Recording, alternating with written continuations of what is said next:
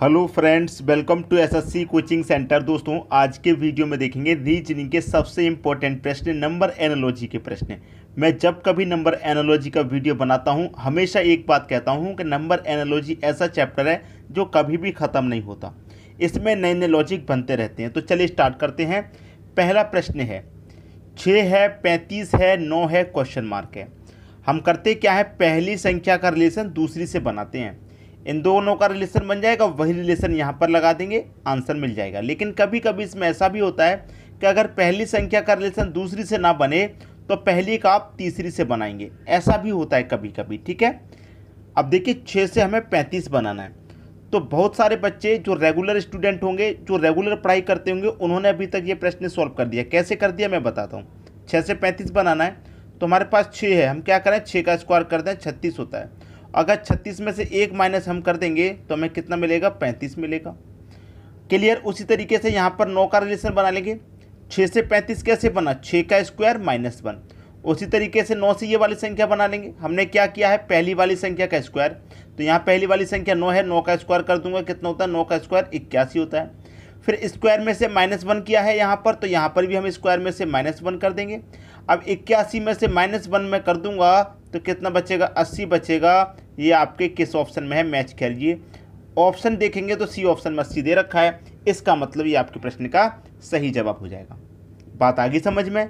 Regular student जो होते हैं उनको यही फ़ायदा होता है कि वो प्रश्न को जल्दी पहचान लेते हैं, जो रेगुलर स्टूडेंट होते हैं, और जल्दी ही सॉल्व कर देते हैं। इसीलिए पढ़ाई को रेगुलर बनाए रखिए। ठीक है, अब देखेंगे अगला प्रश्न। अगला प्रश्न है, 5 से 150 बनाना है।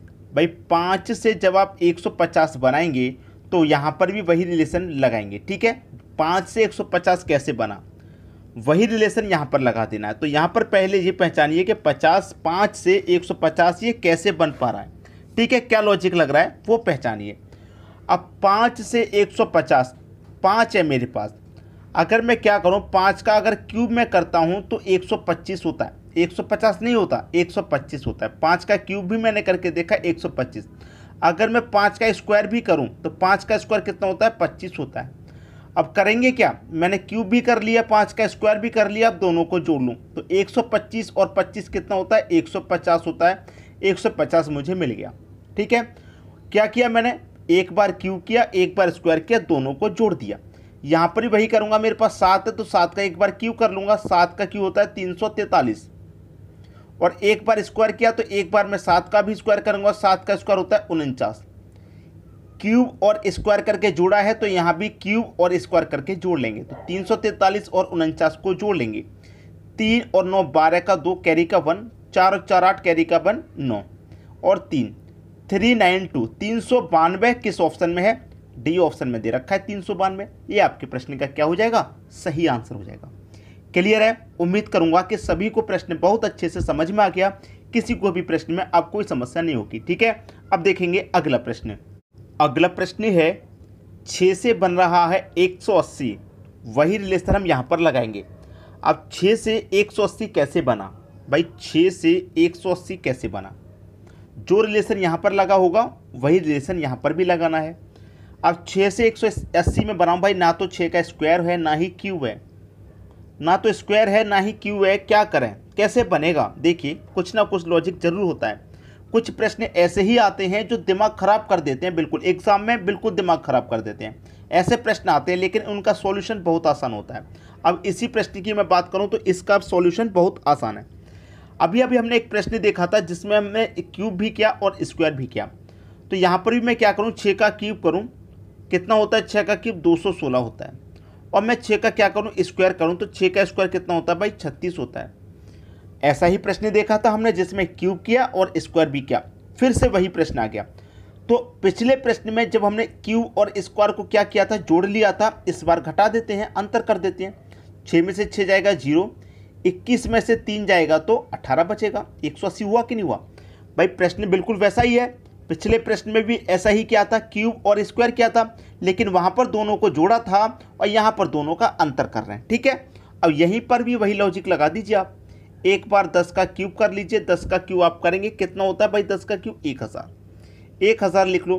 अब 10 का स्क्वायर करेंगे, 10 का स्क्वायर कितना होता है, 100 होता है। ठीक है, क्या करेंगे, अंतर करेंगे ना, तो कर लीजिए। 1000 में से 100 घटेगा, 900 बचेगा। ये आपका आंसर होगा सी ऑप्शन। क्लियर है, बात सभी की समझ में अच्छे से आ गई, कोई परेशानी नहीं होगी किसी को भी। अब देखेंगे हम अगला प्रश्न।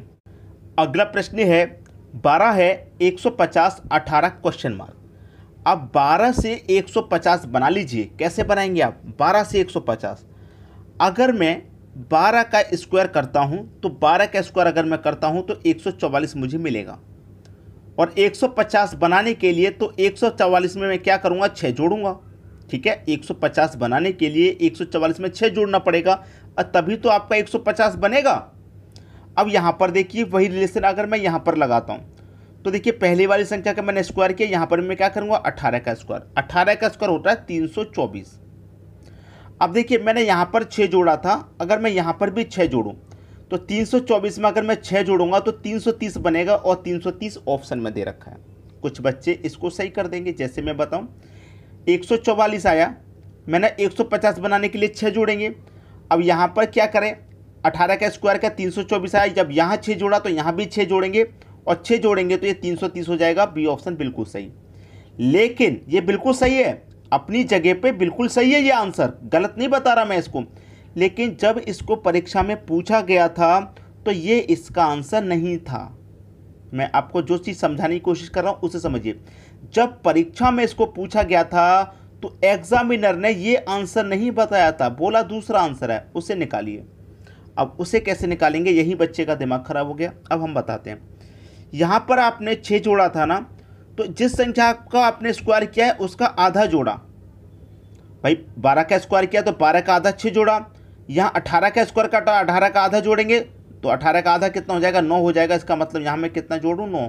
तो 324 में 9 जोड़ूंगा, ये हो जाएगा 333। अब ये किस ऑप्शन में, ये सी ऑप्शन में है, इसको सही बताया गया है आंसर। जबकि 330 भी सही है अपनी जगह पे, लेकिन आंसर इसको सही बताया गया है। ठीक है, तो मैं दोनों ही बातें आपको क्लियर करके चल रहा हूँ ताकि कोई परेशानी ना आए। इसका जो सही आंसर है वो 333 है। ठीक है, क्लियर है। अब देखेंगे अगला प्रश्न। अगला प्रश्न है 49 है 169 है 78 है, यहाँ पर क्या आएगा। भाई ये प्रश्न थोड़ा सा आपको कठिन लगेगा। 49 से 169 मतलब 169 का रिलेशन है 49 से। कुछ बच्चों का देखते ही दिमाग खराब, कैसे करेंगे कोई पता नहीं है।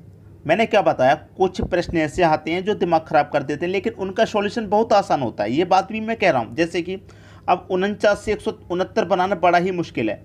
अब ये आसान कैसी है ये बात भी जान लीजिए। देखिए आपके पास 4 है, आपके पास 9 है, दोनों को अगर मैं जोड़ूं 4 और 9 13 होता है, और 13 का स्क्वायर भैया 169 होता है कि नहीं। ईजी 169 बन गया 49 से, ईजी है या नहीं है। अब वही यहाँ पर कर लीजिए, बस आंसर आ गया। भाई दोनों को जोड़ना ही तो है, 7 दे रखा है 8 दे रखा है। अब 7 8 15 होता है। भाई 13 था, यहाँ पर जोड़ने के बाद स्क्वायर कर दिए, यहाँ पर 15 तो 15 का स्क्वायर कर दो, और 15 का स्क्वायर कितना आता है भाई 225। किस ऑप्शन में है, सी ऑप्शन में। क्वेश्चन मार्क की जगह कितना आ जाएगा, 225 आ जाएगा। ये आपका आंसर हो जाएगा।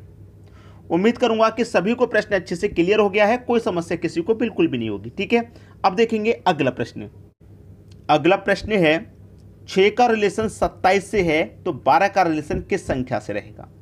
6 का रिलेशन 27 से। अब देखिए 6 को ध्यान देना, अगर मैं 6 को 2 से डिवाइड कर देता हूं तो आपको कितना मिलेगा, 6 में 2 से डिवाइड देंगे 3 मिलेगा। और अगर इस 3 का हम क्यूब कर दें तो 27 होता है। वैसे ही यहां पर हम 12 को 2 से डिवाइड करें तो 6 मिलेगा। पहली संख्या में 2 से डिवाइड किया, यहां भी पहली संख्या में 2 से डिवाइड किया। हमने यहां पहली संख्या में 2 से डिवाइड किया तो 3 आया, 3 का क्यूब कर दिया। यहां पहली संख्या में 2 से डिवाइड किया 6 आया, तो यहां पर हम 6 का क्यूब कर देंगे। और 6 का क्यूब होता है कितना है 216, और 216 दे रखा है बी ऑप्शन में। खत्म प्रश्न, बिल्कुल खत्म। ठीक है, सभी को अच्छे से क्लियर हो गया होगा, कोई समस्या किसी को बिल्कुल नहीं होगी। अब देखेंगे हम अगला प्रश्न। अगला प्रश्न है 4 का रिलेशन 69 से, बहुत बड़ी संख्या से है। ठीक है, लेकिन रिलेशन तो होगा जरूर कुछ ना कुछ। तो 4 से 69 कैसे बनेगा। अगर आप 4 का क्यूब करें कितना होता है 64 होता है, लेकिन ये तो 69 है, तो 64 में कितना जोड़ना पड़ेगा 69 के लिए भाई 5 जोड़ना पड़ेगा, तभी तो आपका 69 आएगा। अब उसी तरीके से यहाँ पर 9 है, भाई यहाँ पर पहली संख्या 3 थी, 3 का क्यूब किया, यहाँ पहली संख्या 9 है तो मैं 9 का क्यूब कर दूंगा। 9 का क्यूब कितना होता है 729। अब हमने यहाँ पर 5 जोड़ा था, तो क्या यहाँ पर भी 5 जोड़ें? नहीं जोड़ेंगे यहाँ पर 5, क्योंकि नहीं जोड़ेंगे। अगर मैं 729 में 5 जोड़ूंगा तो ये 734 हो जाएगा, और 734 ऑप्शन में है नहीं। ठीक है, अब यहाँ पर देखिए हमने 4 का क्यूब किया था और 5 जोड़ा है, 4 के अगली संख्या, तो यहाँ पर 9 का क्यूब कर रहे हैं, तो इसका मतलब 9 की अगली संख्या जोड़ेंगे, 10 को जोड़ेंगे। अब 729 में 10 जोड़ूंगा, ये 739 हो जाएगा, और 739 कहाँ पर है? डी ऑप्शन में है, 739 आएगा यहाँ पे, क्वेश्चन मार्क की जगह पे 739 ही आपका सही आंसर होगा। ठीक है, अब देखेंगे अगला प्रश्न। अगला प्रश्न है 8 का रिलेशन 256 से है, तो 12 का रिलेशन किस संख्या से रहेगा? ठीक है, इस प्रश्न को थोड़ा सा ध्यान से जरूर देखिएगा, बहुत अच्छा प्रश्न है। 8 से 256 बना रहे हैं हम। ठीक है, 8 से कितना? 256। अब देखिए 8 से 256, अगर मैं 8 का क्यूब करूंगा तो 512 होता है, और 8 का स्क्वायर करूंगा, भाई 8 का क्यूब 512, 8 का स्क्वायर 64। ठीक है, अब देखिए एक तरीका इसमें हो सकता है, जैसे कि अगर मैं यहाँ पर 8 का क्यूब कर दूं तो 8 का क्यूब मेरा 512, और इस 512 में अगर मैं 2 से डिवाइड कर दूं तो कितना आएगा? 2 दूनी का 4, 1 बचेगा 11, 2 पंजे 10, 1 बचेगा 12, 2 छिक्के 12, यही आ गया 256। क्लियर है? और अगर मैं यहाँ पर 12 का फिर क्यूब करूँ, भाई 12 का भी तो क्यूब करना पड़ेगा मुझे। ठीक है, 12 का क्यूब करूँ, क्लियर, 12 का क्यूब करूँ फिर उसे 2 से डिवाइड करूँ, तभी तो मेरा आंसर निकल के आएगा। क्लियर है? 12 का क्यूब करूँ फिर उसे मैं 2 से डिवाइड करूँ। क्लियर है? यही तो प्रश्न है। अब 12 का क्यूब कितना होता है? 12 का क्यूब अगर आपको नहीं आता निकालना, निकाल लीजिए। देखिए 12 का स्क्वायर करेंगे 144। अब 144 12 का स्क्वायर, 12 का क्यूब करने के लिए इसी में 12 का गुना कर दो, 12 चौक 48 का 8, कैरी का 4, 12 चौक 48, कैरी का 4 52, 52 का 2, कैरी का 5, 12 कम 12, 12 में कैरी का 5 जोड़ेंगे 17, 1728 होता है भाई 12 का क्यूब। अब 1728, 12 का क्यूब कितना? 1728। इसको क्या करेंगे आप? 2 से डिवाइड, यहाँ भी 2 से डिवाइड किया तो यहाँ 2 से डिवाइड कर दो, 2 अट्ठे 16। ठीक है, 2 अट्ठे 16, 1 बचेगा 12, 2 छिक्के 12, 2 चौके 864 आया, 864 आया। और 864 कहाँ पर है? बी ऑप्शन में। खत्म प्रश्न। 8 का क्यूब 2 से डिवाइड, 12 का क्यूब 2 से डिवाइड, आंसर आपको मिल गया। इस तरीके से इस प्रश्न का सॉल्यूशन दे रखा है। मैंने पहले ही बोला था इस प्रश्न को थोड़ा ध्यान से देखना। अब देखेंगे अगला प्रश्न। अगला प्रश्न है 144 है, 23 है, 196 है, क्वेश्चन मार्क है। 144 से बनाना है आपको 23।